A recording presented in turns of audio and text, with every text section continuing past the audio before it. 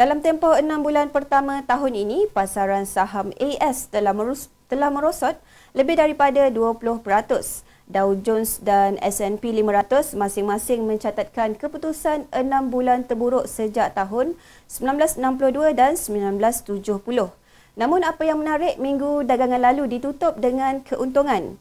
Nampaknya pelabur sudah lali dengan keluaran berita negatif dan bersedia untuk bertindak balas terhadap sebarang berita positif.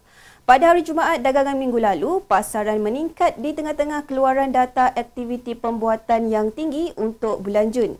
Peningkatan tersebut tidak dijangka terutamanya selepas keluaran data KDNK AS yang sangat lemah dan keyakinan pengguna yang sangat rendah.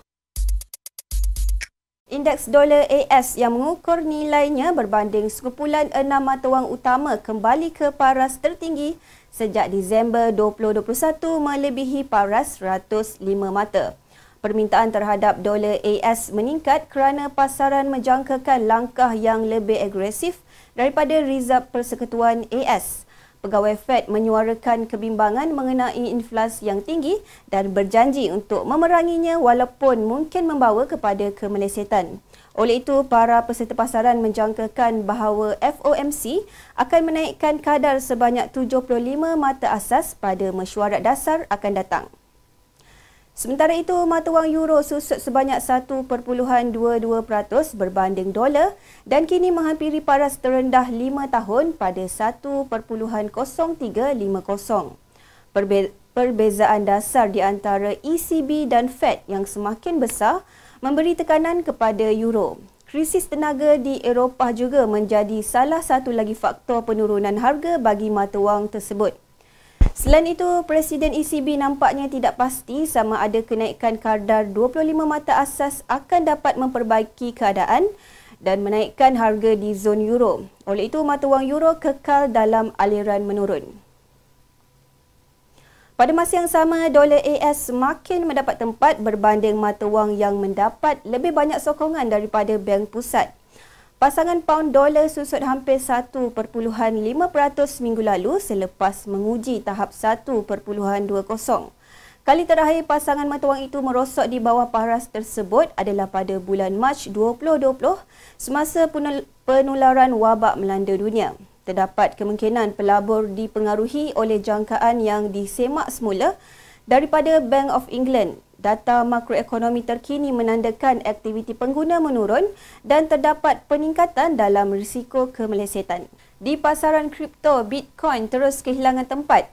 Harga mata wang kripto nombor 1 itu jatuh di bawah paras $20,000 per token.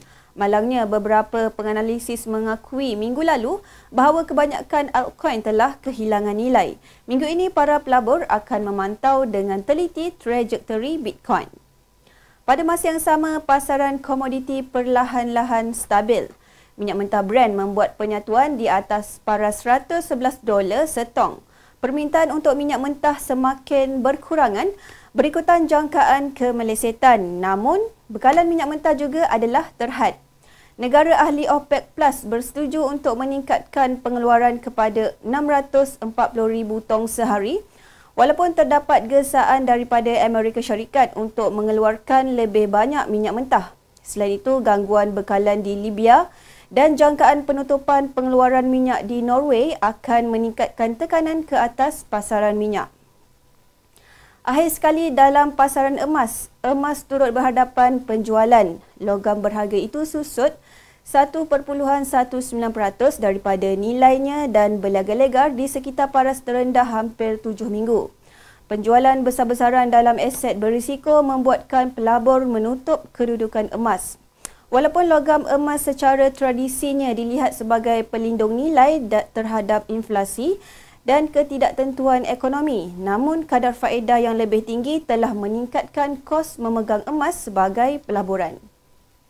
Sekian ulasan pasaran mata wang dan komoditi untuk minggu ini. Teruskan bersama kami untuk kemaskini berita pasaran dan kalender ekonomi. Terima kasih dan jumpa lagi esok.